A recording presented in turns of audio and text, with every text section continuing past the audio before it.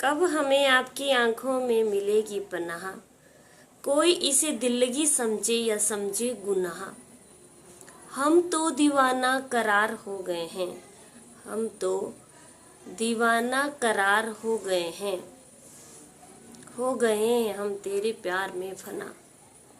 Hey guys, Radhe Krishna, welcome back to my YouTube channel, welcome back to my blog. आप सब लोग कैसे, उम्मीद करते हैं आप सब लोग बहुत स्वस्थ मस्त जबरदस्त होंगे।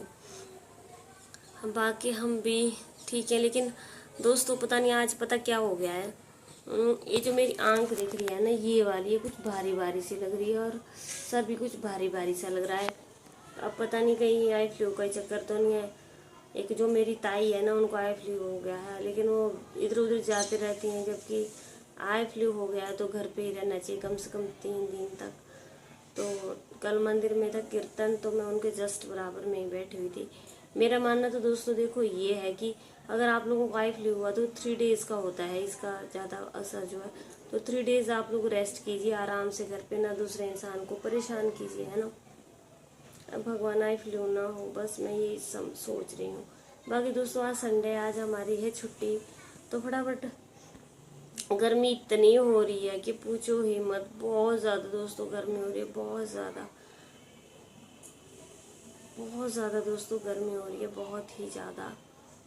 और अगर आप लोग मेरा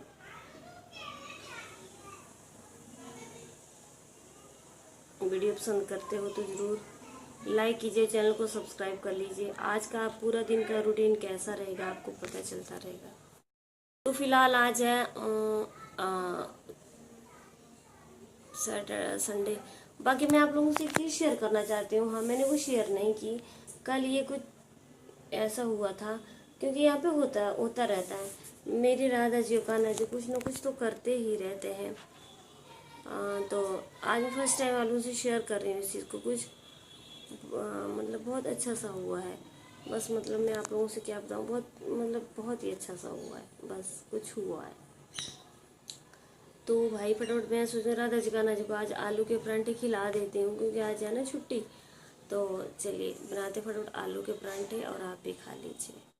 आलू के परांठे बन गए, ये मैं कान्हा जी को खिलाया, ये है मेरा, और भाई ये भी मेरे कान्हा जी की गिलासू आ गया। तो दोस्तों फटाफट खाते हैं, आप भी आइए गाइस, खा लीजिए आलू के परांठे। बहुत सारे बच्चों के तो भाई, अगर आप एमएस डिग्री कॉलेज से के स्टूडेंट हो कोई और मेरा वीडियो देख रहे हो, तो मैं सिर्फ आप लोगों को ये चीज़ बोलना चाहती हूँ कि बहुत मैसेज आए हुए हैं जहाँ पे बहुत सारे बच्चों ने बोला है मैंने रजिस्ट्रेशन नहीं किया है और मेरी एडमिशन क्या हो सकती है। तो मैं आप लोगों को बता दूं, एडमिशन उन्हीं की होती है जिन लोगों ने पहले रजिस्ट्रेशन किया होता है, क्योंकि रजिस्ट्रेशन करने के लिए आपके पास कितना सारा टाइम दिया हुआ था। और 15 जुलाई फिर चेंज कर दी थी रजिस्ट्रेशन की डेट, फिर बढ़ा दी थी 15 दिन के लिए। लेकिन अगर आप रजिस्ट्रेशन नहीं कर पाए हो तो इसमें अगर आप चाहते हो कि मेरा एमएस डिग्री कॉलेज आए, मेरा ST Shambhu Dayal degree college आए, तो दोस्तों ऐसा कुछ भी नहीं हो सकता। हाँ, अगर आप डायरेक्ट यूनिवर्सिटी में जा कर के वहाँ पे कंफर्म करें, बात करें, क्योंकि मेरिट लिस्ट जो है वो सारी यूनिवर्सिटी से बन करके आती है, इसमें कॉलेज का कोई भी रोल नहीं होता है। तो पॉसिबल 1% वहाँ से हो सकता है, लेकिन कॉलेज से बिल्कुल भी पॉसिबल नहीं हो सकता है। और हाँ, फर्स्ट लिस्ट लग चुकी है, फर्स्ट लिस्ट के एडमिशन चल रहे हैं, हो भी गए हैं। उसके बाद सेकंड मेरिट लिस्ट भी लग चुकी है, बीए बीएससी बीकॉम वालों की, और बीसीए वालों की भी, बीबीए वालों की भी। अब जो है वो थर्ड मेरिट लिस्ट लगेगी, और उसके बाद जो है वो ओपन ऑफर लेटर निकलेगा। अभी जो है वो एक और लिस्ट लगी है। अब दोस्तों वेट कर लीजिए आप, क्योंकि अभी जो है वो सेकंड मेरिट लिस्ट के एडमिशन्स चली हुई हैं। तो ओपन मेरिट लिस्ट का आप अभी वेट कीजिए 5-7 दिन तक, जो तो ये कुछ भी नहीं पॉसिबल हो पाएगा। और बहुत सारे बच्चों के मैसेज आए हैं, बहुत सारे के पोस्ट ग्रेजुएशन की जो है वो अभी एलएलबी के रजिस्ट्रेशन नहीं चल रहे हैं। एलएलबी में उन बच्चों की एडमिशन चल रही है जिन बच्चों ने फर्स्ट ईयर के यहाँ पे एग्ज़ाम दिए हुए हैं, उनकी सेकंड ईयर की एडमिशन हो रही है, लेकिन जिनको फर्स्ट टाइम एलएलबी में रजिस्ट्रेशन करना है उनके अभी ओपन नहीं हुए हैं। अगर इसमें अगर ओपन हुए हैं तो जिनको एमए में लेनी है, जिनको एमकॉम में लेनी है, जिनको एमएससी में लेनी है, तो उन लोगों के जो है वो रजिस्ट्रेशन ओपन हो चुके हैं।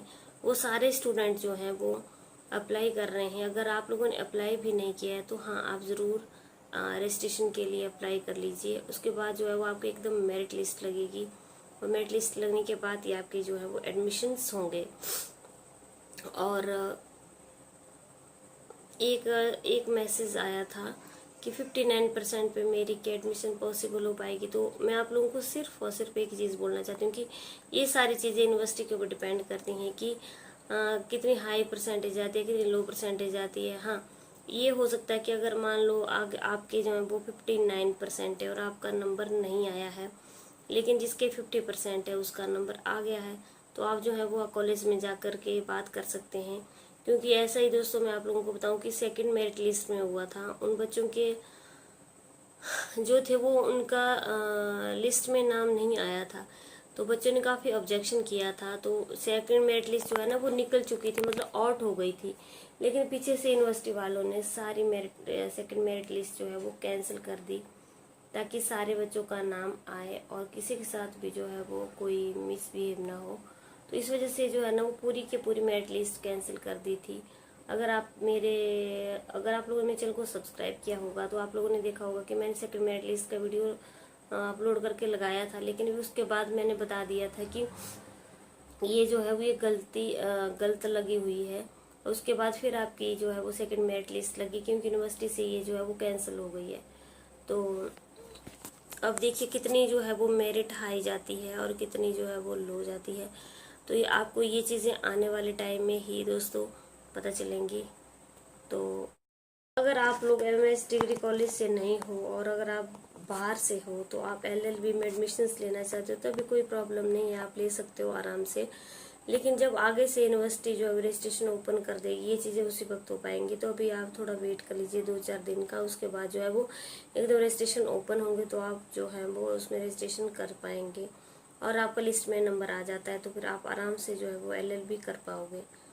और बहुत सारे बच्चों के मैसेज आए हैं कि क्या हमारी बीएससी में एडमिशन हो सकती है, क्योंकि हमने